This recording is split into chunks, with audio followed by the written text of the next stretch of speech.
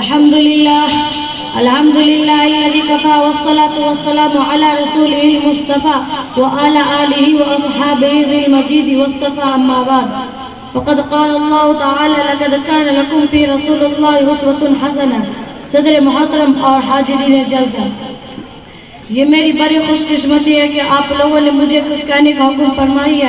ایک حقیر انسان کی آپ لوگوں نے جو عزت افزائی فرمائی ہے اس کا میں تہہ دل سے شکر گزار ہوں۔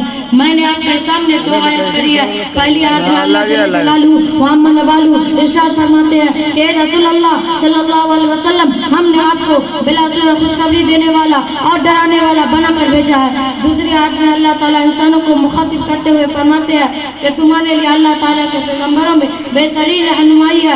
وہ دور یاد کیجئے جب سارے عالم شرکوں و کافروں میں مبتلا تھے، خدا کی عبادت گاہ میں بتوں کا اڈا بنی ہوئی تھی۔ خدا واحد کے بندے سدھا معبودوں کے پیروں پر سر جھکا رہے تھے۔ دین حق کے طلبگاروں کو کوئی ایسا دن نہ ملتا تھا جو صراط المستقیم پہ گامرین کرے۔ ایسے میں رحمت الہی متوجہ ہوئی۔ اب دین و شریعت کا موسم خزان و رخصت ہو رہا تھا۔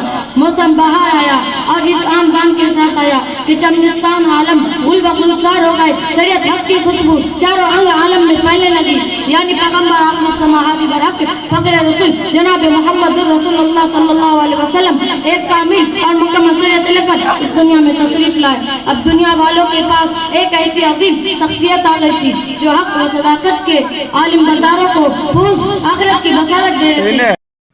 اسی طرح کی اور ویڈیوز پانے کے لیے اعجاز ہاشمی ندوی کو سبسکرائب کریں۔